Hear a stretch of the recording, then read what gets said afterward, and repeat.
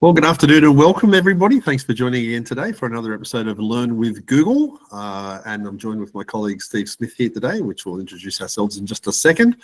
This is our episode for June 2025, and the topic this month is Empowering Student Voice with Google Tools. And before we kick off, I just want to acknowledge the traditional custodians of the land and honour their continuing connections to land, water and skies. I am on Gadigal country at the moment, but I've just actually moved down to Canberra, which is Ngunnawal country. I need to figure out how to pronounce that properly. But we'd like to recognise Aboriginal and Torres Strait Islander communities' strength and resilience in the face of colonisation. Over to you, my friend. Thanks, Chris. Hey, mori ora, ina maunga whakahi, ina waituku kiri, ki te tūpuna tēnā koe, tēnā koutou katoa, and of course, manawatia Matariki. Happy Māori New Year occurring at this time as you wait for the Matariki stars to head up into the sky, looking to the east there. And I'd like to acknowledge and respect Ngāi Māori as tangata whenua of Aotearoa, and know that we are committed to upholding the principles and the partnership of Te Tiriti. So let's get into it today. Righto. Well, as I mentioned, my name's Chris Betcher. I work for my own company, Crux Learning, and I do a little bit of work here with Google and my friend Steve Smith. Steve?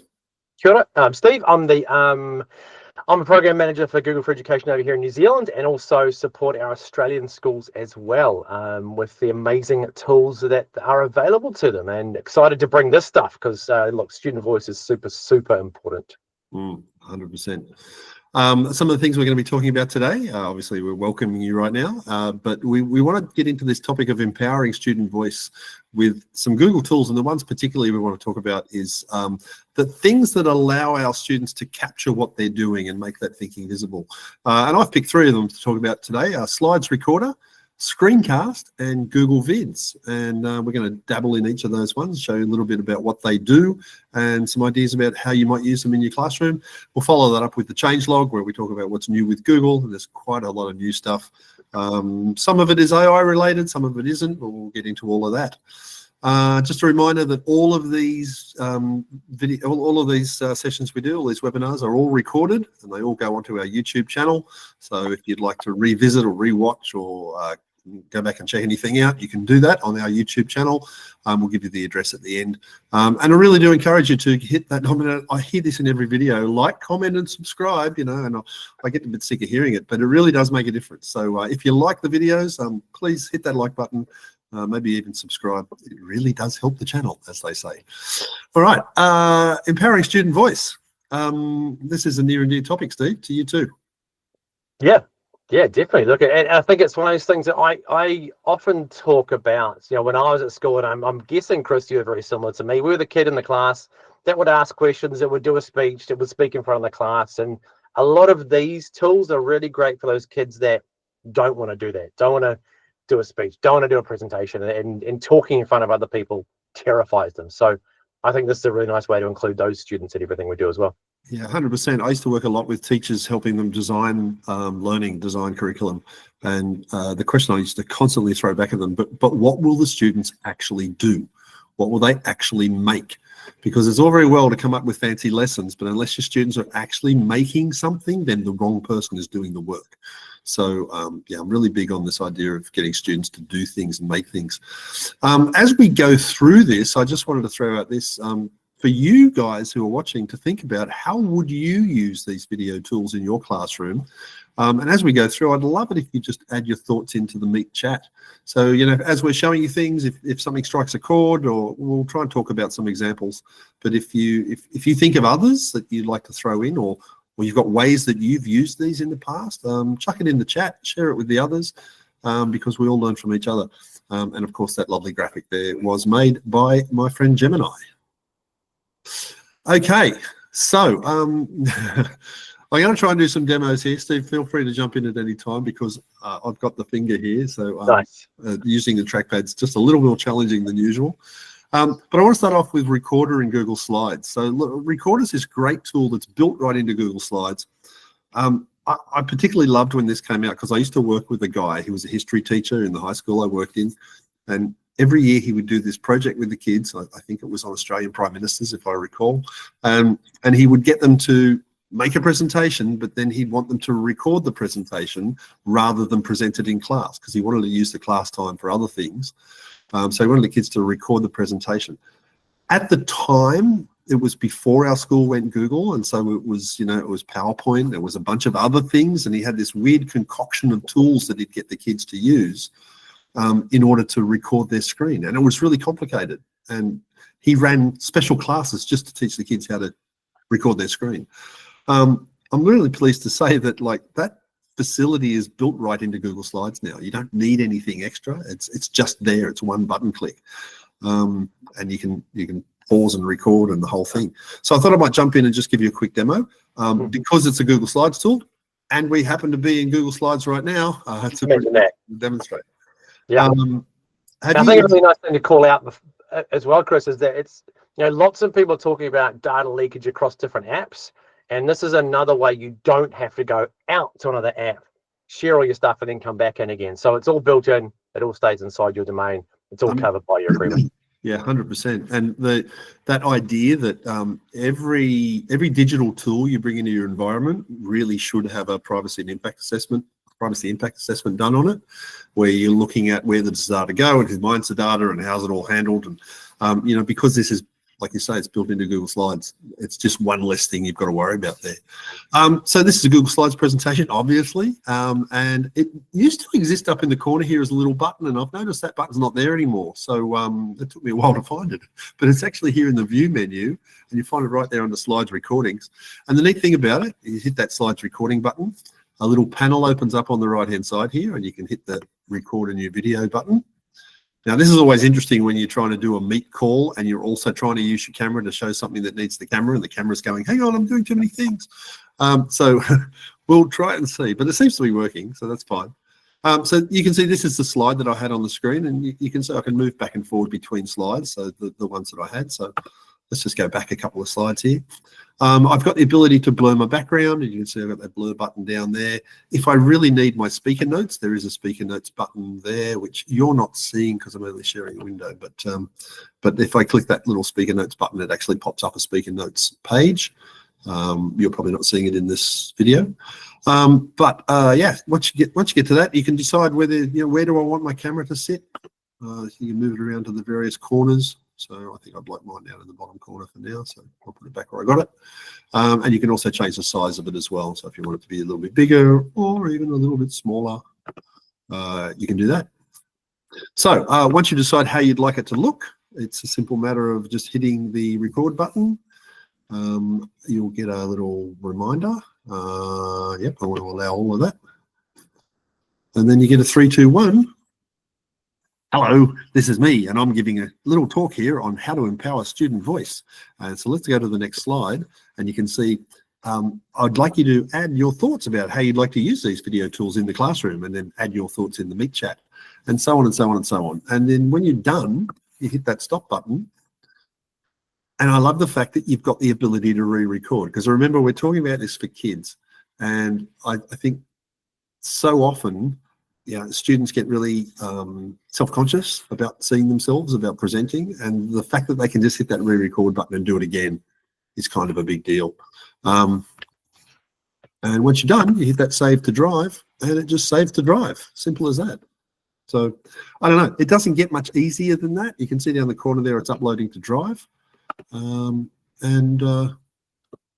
know, Steve? And I love the fact that it's very similar. I know we're probably going to cover this in vids as well, because we just love that. But the idea of popping up your speaker notes so you can read your speaker notes without having to get the top of someone's head or up their nose as they're trying to read from a book off the screen is super, super useful. And it does make you look a lot better if you're looking down the guts of the camera rather than over here while you're doing your prezzo. So really, really nice way to do it. Adding to your persuasive writing exercise for high school education plus. Nice. I love it, Donna. I love it. Nice. Yeah, absolutely. You can see that it's recorded here up in the top corner. There's the recording that got made. If I press that, hopefully it will open that up and you'll see the end results. Maybe still processing, but we'll see.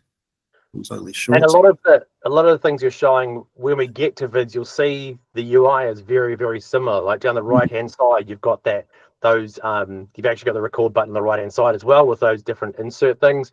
When you do the last little piece, very, very similar UI to vids as well.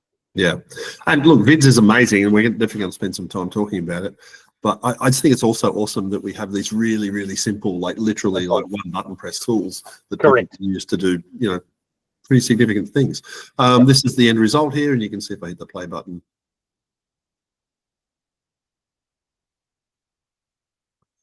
So simple as that, and then obviously that's in your Google Drive, and you can embed it or place it or share it or do whatever it is you want to do with it. So pretty easy, pretty straightforward. Yeah, great for kids to put a picture on a slide, talk about the picture, draw on it as well with all the scribble tools that are there. So you've basically got your annotation whiteboard effectively there as well. Yeah. One thing I was impressed about, Steve, is that there's that record a new video button. You can do this as many times as you like, and every recording you do will sit here in the side panel. Nice. So some ways you could think about using that, if a student wanted to present a section at a time, they could actually record different sections rather than trying to do the whole thing. They could record multiple takes and then look at both and then see which one they prefer best. So like the ability to have like a whole repository of recordings rather than just the one, I think is a really powerful feature as well. Yeah, nice. And Tangi here popped a little note in saying she's got level year 1 students who love talking about their pepia. So yeah, which is introducing themselves. So again, really nice way to do it. And for those kids who don't want to do it publicly, also way to do it. Or yeah, retell a story or a book. That's a brilliant idea, Tangi. Thanks for sharing those. Yeah, I threw some ideas in here as well about how you might want to use it, like recording for a teacher to use it to record like lessons for students to review later. And even like building that little library of recordings for key lesson content. And the neat thing about it, because they're just videos that sit in Drive, they're super easy to sort of create that permanent repository. Maybe in I wrote Google Drive there, but I actually meant Google Classroom. But either.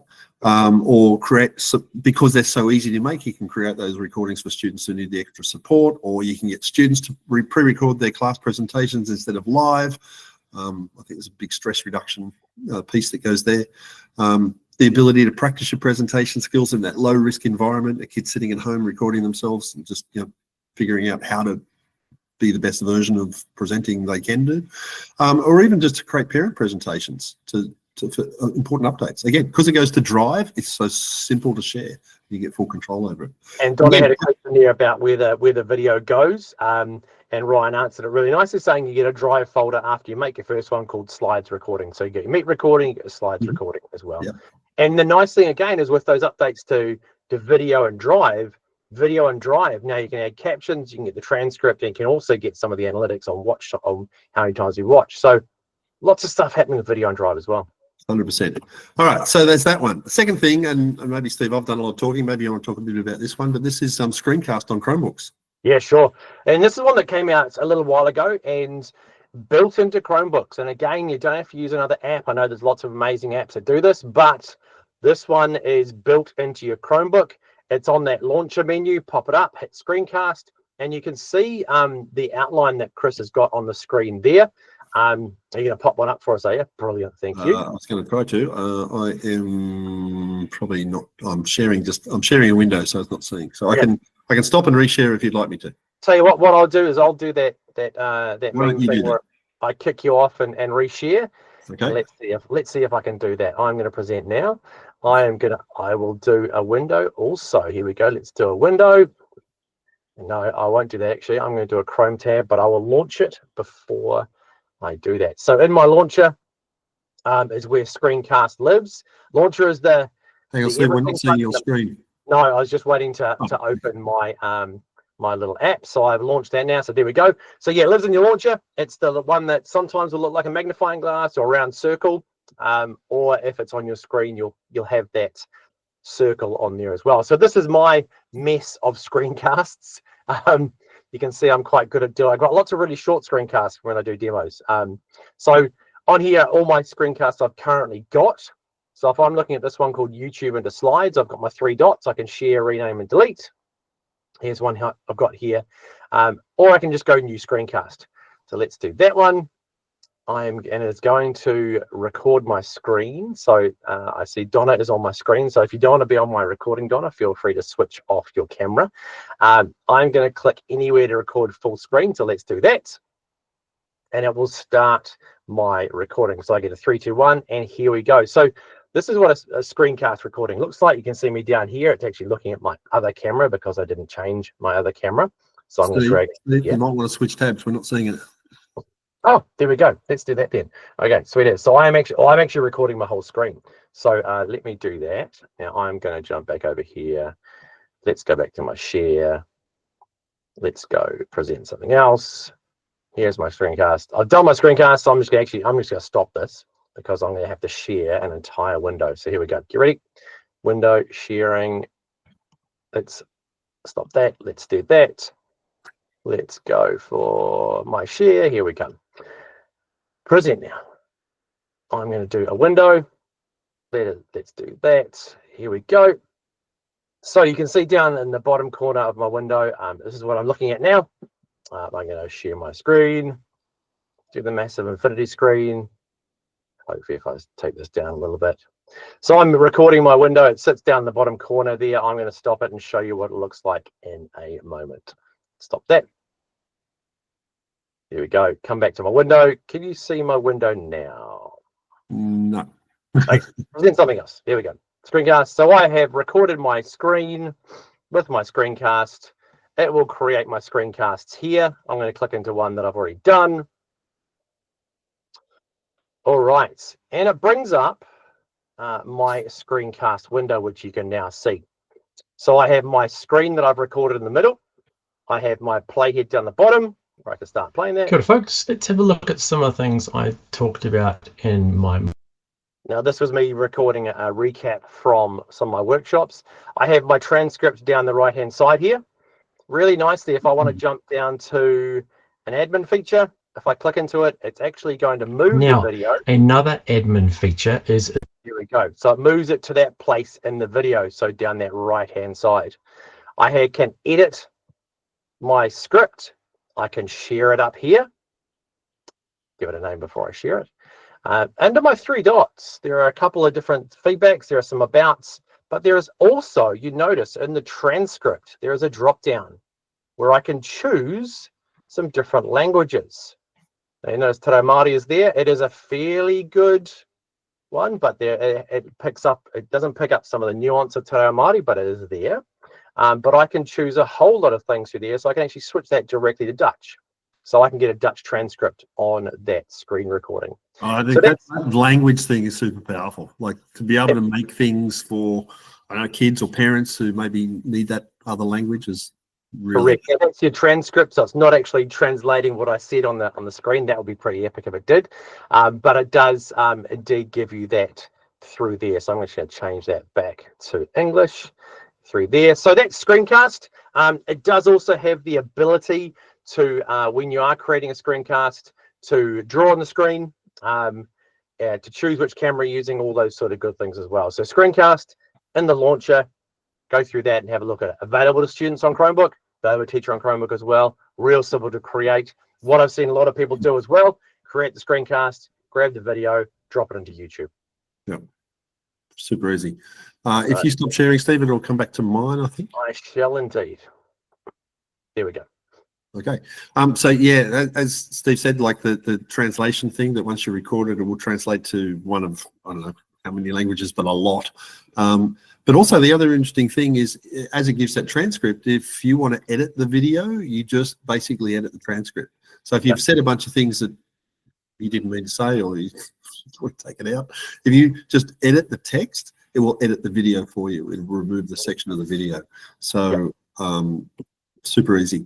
Again, ways you can use it, like getting kids to show what they're doing on their screens. I don't know, solving a maths problem, for example, and talking through it and recording their screen. I got a tip for you too. If you there's another app on your Chromebook called Chrome Canvas, which is just like a really simple drawing tool.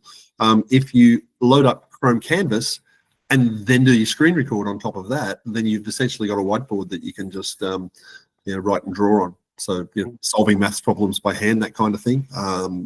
it's a really neat combination. Mm. Creating tutorial videos, adding videos to Google Classroom, making presentations, working with overseas partner schools. Like if you're doing a project with a school in, I don't know, Japan or Sweden or something, and you want to create resources that they can then switch into their local language. I mean, that's a super easy way to do it. So anyway, a few ideas there for how you can use Screencast on Chromebooks. Oh, and by the way, you don't need a Chromebook to watch the Screencast back. It will work on any computer that can read the link. And again, built in on board, so not going somewhere else and not paying for another app as well. So bonus. Exactly right. Yeah, there's other great apps that do screencasting, but they're usually a third-party tool. So. And then let's jump into Vids, which is kind of like the big daddy here, which is, so Vids, as we've talked about in previous episodes, I think we did two Googles ago, we spent a whole session on Vids and we did a bit of a deep dive into it. So we won't go into that, but I just want you to think about how you can use some of these features inside Vids, especially the ones that do the screen recording and the narration and those sorts of tools. So I'm going to just jump out to, I've got a Vids example here because I just want to show you. So, I've been making this little sample video here on reptiles. And so, for example, there's this clip here, which is showing in black for some reason until I play it, and then you actually see it. So there's a crocodile, right? Now, that was actually made, by the way, using VO3. In here, there's an option up here to generate a video. So you can click that generate button. Oops, sorry, click that generate button and actually describe what you want. You can choose between VO2 and VO3. VO3 gives audio as well. So if you say, tell your character to say something, it will actually say something. I've got an example of that later on. But yeah, so you can ask it to generate a video. So that's what I've done there. But if I wanted to put a narration or something on top of that, you can see that when I click into that video and go to my scripts panel, I do actually have a little script attached to that panel. And so if I wanted to add myself sort of giving a little voiceover, now you can do a couple of ways here. When I hit the record button, you can record your camera, your screen and the camera, just the screen, or just the voiceover. So all of that stuff we talked about in the previous two tools where it's like recording what's on your screen, you can do that right here in Vids as well. So, it's a full screencasting tool. You can do screen and your camera. If you want just your camera or your voiceover. Now, if you record a voiceover, then you don't, right, you're not seeing yourself on video, so it doesn't matter whether you're looking at the camera or not, right? So if you do a voiceover, you'll just get a little recording tool that pops up down the bottom here. And hit the record button and it'll record your voice. But if you're recording yourself on the camera, then what you want is the students to be looking directly at that camera. So rather than looking down at their notes or whatever. So when I hit that record button and choose camera, you'll notice what it does is it shows my camera, but it puts the script for that scene on the page there. And I have the option to change it so it either rolls along like a teleprompter, or it does read along, which is like that read along tool where as you're reading, it listens to you read and moves at your pace, or you can just manually scroll it if you want. I'm going to use the read along option. And you can see that as I record this, 3, 2, 1, crocodiles are pretty scary. How would you like to come across this big boy while you were swimming? Right, so you can record your little voiceover like that, but you're getting the script on the screen in front of you like that, so it looks like you're looking at the camera. Now I'm just going to insert that because I want to show you a neat little trick that I've discovered here with Vids.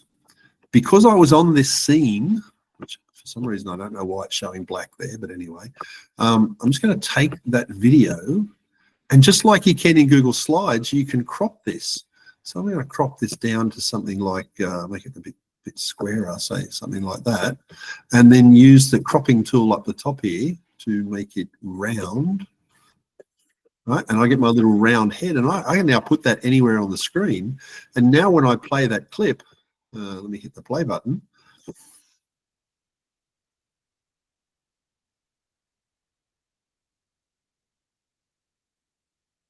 Okay, so what you've done there is you've recorded, you've got the script, you've got the teleprompter, you've got a nice video that looks like you're actually looking at the camera, but then you get all those other tools that you get that you're already familiar with in Slides where you can crop and move and stuff to make it look just the way you want to make it look.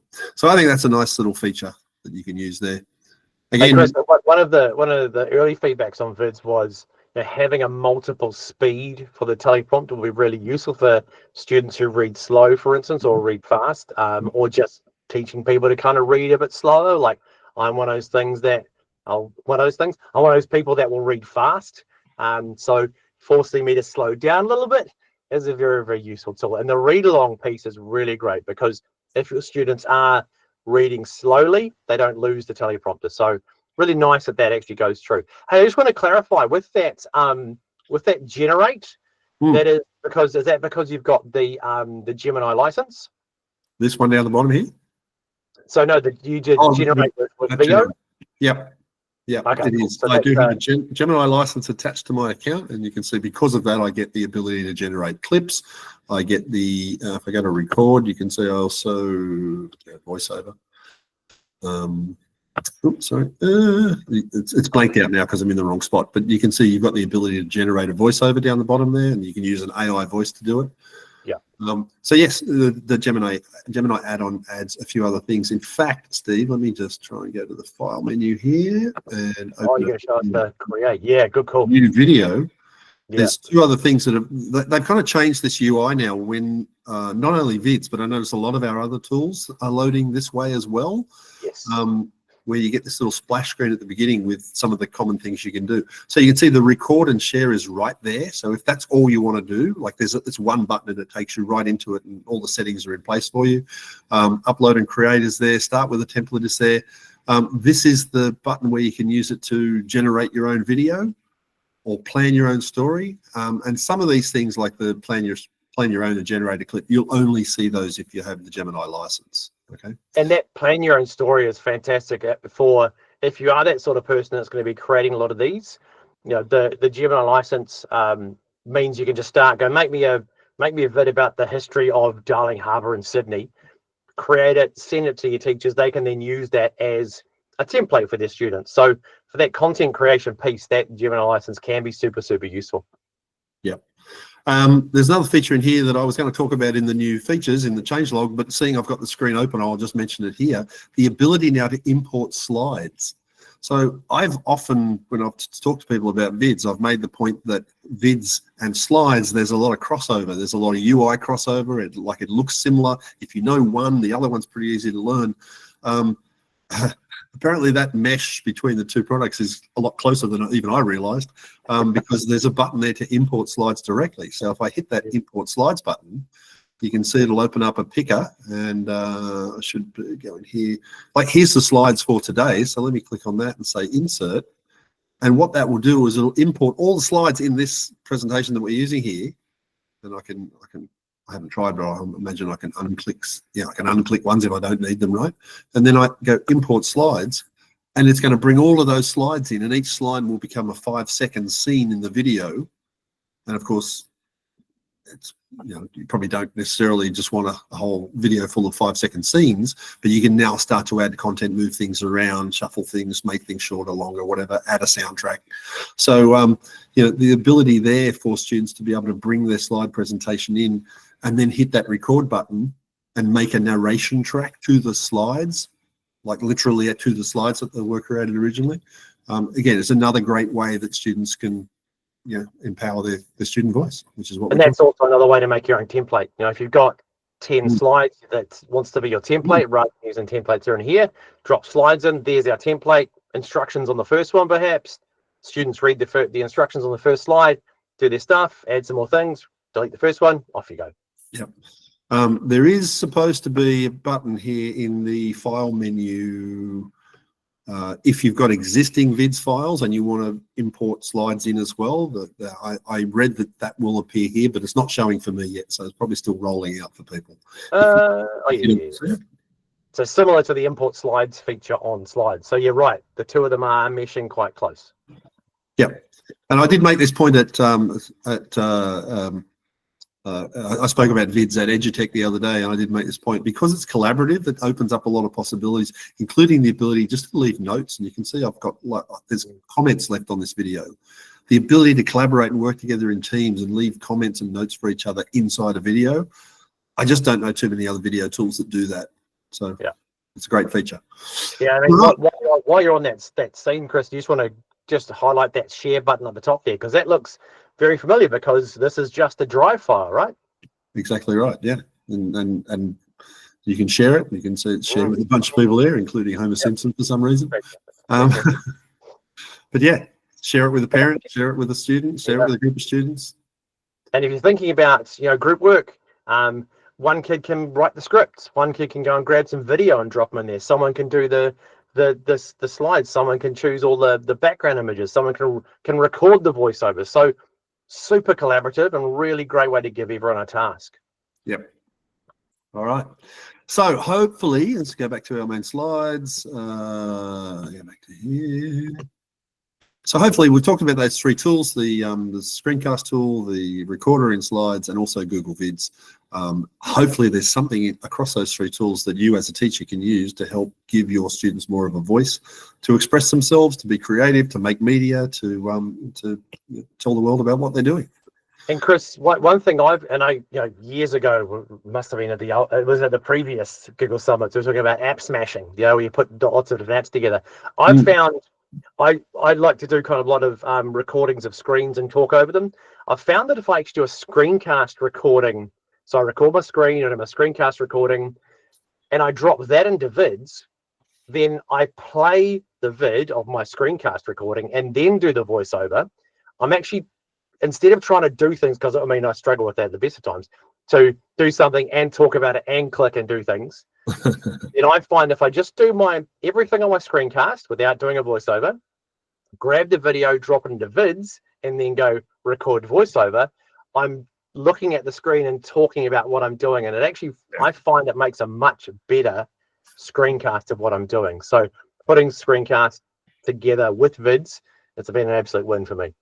Yeah, I've started doing that as well. It definitely changes the way you approach it. Nice.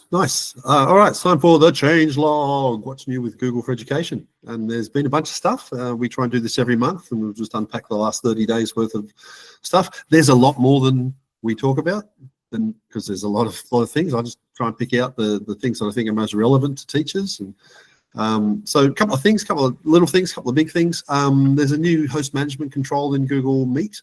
And you can see it highlighted there on the screen there. Anyone with a meeting link can join.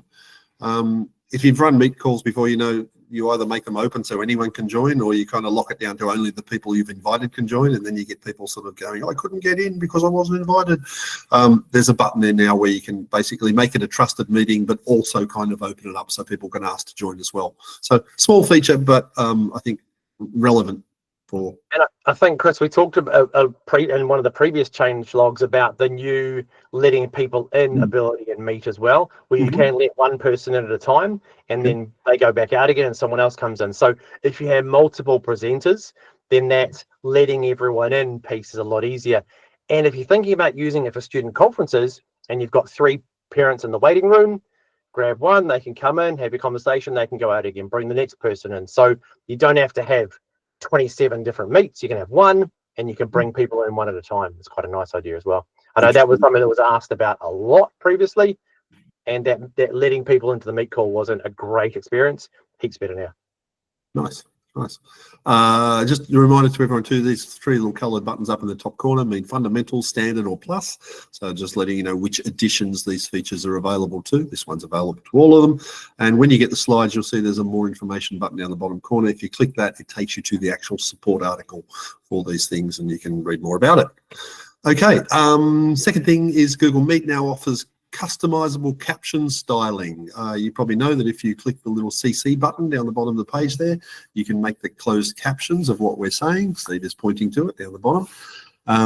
If you turn that on, but if you go to the 3 dots and to the settings, you'll see there's a setting in there now to adjust the way they look. So if you want to change the size, make it bigger, smaller, different color, different background color, you've now got the ability to do that. So again, small thing, but for some people makes a big difference. Hey Chris, just before you jump off that slide again, just want to call out, you've got translated captions there. That is also with the Gemini license as well. Yes. Okay. I did think that. Yep. Cool. Thanks for pointing that out.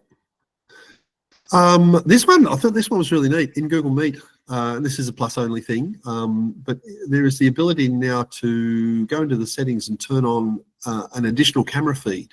So by default, you only get the one camera, and you're looking at mine and you're seeing Steve's, and we each have one camera. But if we had a second camera plugged in, we have the ability to actually stream from the second camera as well.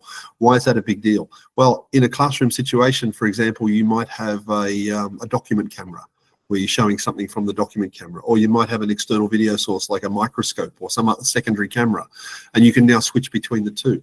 If you were doing a school broadcast, let's say your school was doing some production and you wanted to broadcast part of that, you've got the ability to plug in a second camera and actually bring that second camera feed, and you can see in the little GIF that's showing on the screen there, you can switch over to that other camera. And I just think it really opens the scope to doing some interesting things with Meet, rather than just sitting looking at someone on a webcam. Yeah, and you know, thinking about kind of coming up to end of year. I know it's not quite end of year, but I know everyone's thinking about end of year. Some more than others as we get towards the holidays. But you know, end of year prize givings, culture nights, sports awards, all that sort of stuff. Plug in a really nice camera, put it into your Meet feed. Do a Google Meet. If you've got Plus, obviously that can go out to YouTube Live. So you can actually Meet can become your broadcast studio. Yeah. So it's a really nice way, or even just do a Meet as a view only. You know, so whack a camera in there, broadcast your events. So again, bringing stuff together, you don't have to use a whole pile of extra stuff. Yeah, and it supports cameras up to 1080p, so you are able to bring in high definition.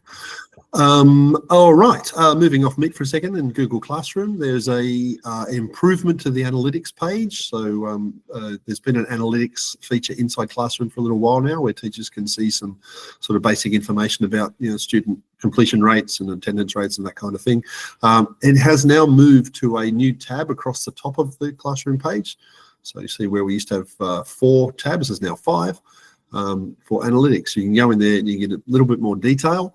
It's also showing more things like you can see which students have not opened files attached to classrooms, or there's also no, correct me here, Steve, I don't know if this is a Gemini thing or it's available to everyone.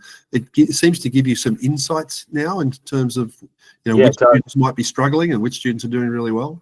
So no, that's not a Gemini thing. That's a built-in feature here, and we talk a lot about the idea of how do we use what's already existing to give people back feedback on their data, you know, and it saves you crunching through your mark book, you know, those nights when you kind of sit there trying to figure out what's the pattern I'm seeing here.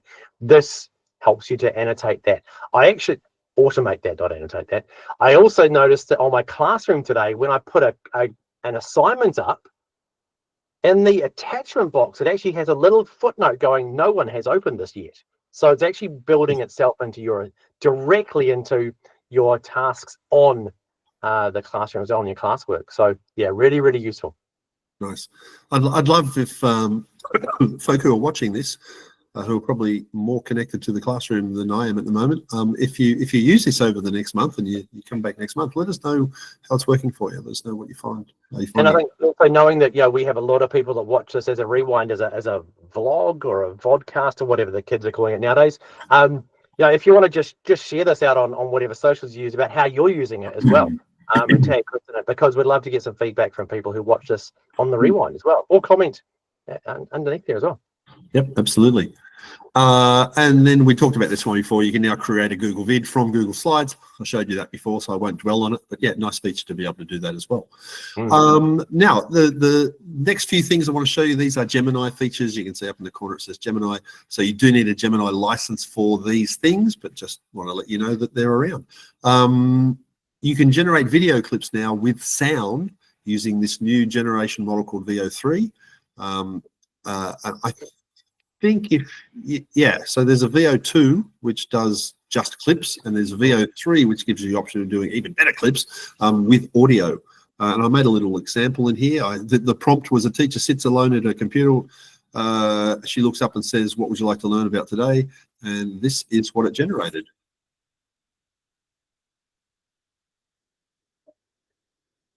Right, so that's scary. We're not getting your audio, Chris, but audio's on that. Oh, okay. Sorry, didn't realise you were getting it. Might be your tab audio we're not getting. Oh, okay. All right. My apologies, but No what problem. would you like to learn about today? Is what she says. And there is actually audio there. So that's VO3. You'll find that in Google Vids. There's two other things that Gemini is gradually sort of, helping more and more with. One is if you open a Google form now, you'll get the option to help you create a new form. So just like that splash screen I talked about on Vids, now when you open the app, you get that kind of welcoming screen with all the things you can do. One of them is to create a 10-question multiple choice on 10th grade physics, right? And it'll just generate that on the fly for you. And super great thing about this, because I've had this for a little while and I'm waiting to tell people about it, is that then if you're using practice sets, you can just import that form straight into a practice set. So whilst you don't have Gemini and practice sets, create a form, import into practice sets, off you go. So two-step creation process there. Nice. So using Gemini to help you create the form for a start, and then I thought this was really neat as well. You can now get Gemini to do summarization of form responses. Now it's only working, from what I can see, it's working on the short response and long response type questions. It doesn't do anything with multiple choice or whatever. But when you have a form and you ask people, for their thoughts or their opinions or their feedback, what you can do is there's a little button there that says summarize responses, and it'll look through all of the things that people have written and give you a nice little neat summary response about the key points that it finds there. And I think that's people have said before, we get all the multiple choice stuff. It's easy to get the feedback on those because you do a bar graph or a pie graph or whatever. How do you actually help us with the long answer stuff? So that's the bonus here. Yeah, it's interesting to see the trajectory here and see where this is headed. Because, and then just finally, Canvas, which is inside Gemini, has just had some improvements to it. Gemini has moved officially, I think, to 2.5 Pro. Correct me if I'm wrong, Steve. It has, I think, today. Today, yeah, okay. Today, yeah. So, Canvas, which is that, I'm going to come out of here and I'm going to actually go over to Gemini and just show you what I'm talking about. So, what I did here is I did this the other day at Edutech. I was talking to a teacher and he said, how would I use Gemini? I want to do some work on Ned Kelly, say, right? So for those who are not in Australia, Ned Kelly, famous Australian outlaw, and he was teaching something to his kids about that. So what we did, we just said, tell me about the history of Ned Kelly. It was as simple as that, but I did it as a deep research task, and you can see the deep research button here. We've talked about deep research previously, won't dwell on it here, but what it does, it goes out and looks at a whole bunch of websites and resources for you and puts together a pretty sophisticated and thorough outline based on lots and lots of research that the AI does agentically on your behalf. Okay, so that was pretty cool. But then the other neat thing, there's a button up in the top corner now where you can hit this create, and these are sort of canvas features that are built into Gemini that lets you work across into the deep research stuff. So having created this long report about Ned Kelly, I can now turn it into a web page or an infographic or a quiz or an audio overview. So here's one I've done earlier. Let me go down to here. I've started calling you Julia Childs. I know, right? So here's the Ned Kelly infographic. So basically, I went to that little thing in the top corner. I said, now make me an infographic of this. And so here's what it's come up with. So it's got here's a nice little timeline of his birth, and here's the roots of the rebellion, and here's some stuff about the Fitzpatrick incident, and so on and so on. There's a whole bunch of cool stuff in here that was all generated using. Now you can even see the code behind it. Here's the code that's generating that infographic, because that's kind of what Canvas does. It generates code based on your request. So that was interesting that it did that. And then I went down even further after it did that, and I said, okay, well, what was this one here? That was the audio overview. I think that's still working on that one. That was the infographic. Okay, they're the only two I've got to show you. But yeah, just interesting that when you go to that research page, and I'll just open that up again, that you end up with, come on, there you go, little create button up in the top corner there, and you can create your audio overviews or your quiz or whatever directly. Let's do a quiz. Let's going to think of for a second, and it's going to create me a quiz based on the stuff in that deep research report.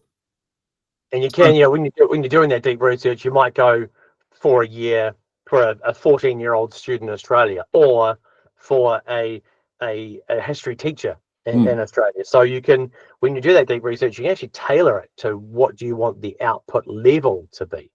Yeah. So I won't dwell on that because we are over time, but I just wanted to point all that out because it's worth dabbling with if you've got access to the Gemini license.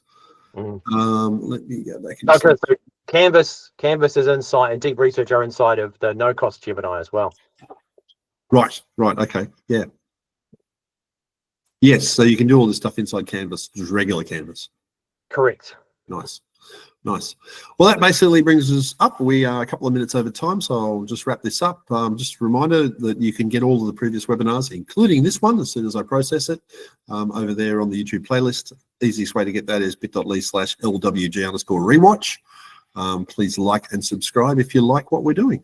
Just want to give this another plug. I mentioned it last month, but if in case you are a read-along teacher, over at bit.ly/RA_training, you'll find a whole bunch of videos. There's 11, in fact. They're only 2 to 3 minutes long each, and they will take you through everything you need to know about implementing read-along in Google Classroom in your classroom. If you'd like a PD certificate for today, there's a link there. You can follow that up and get one, along with our friend Made Up Name, and you'll get a certificate sent out to you thanks to the magic of the internet. And just finally, if you've enjoyed today, if you've got something out of today, we would love to get your feedback. bit.ly/LWG_FB, or scan the QR code is probably the easiest thing. Whack your phone out now, scan that, and just let us know how we did today. That would be appreciated. And with that, I think, Steve, that wraps us up for the day. Indeed it does. Thank you, Chris. And yeah, if you're watching this on the rewind, on the vlog, or whatever you want to call it, on the YouTubes, give us a like. Let us know in the comments how you have used any of these things in the classroom. Would be amazing. All right. Thank you all. Thank you, Steve, as always. And I'm going to stop the recording now. We will hang around for a couple of minutes if anyone has any questions. And see you next time.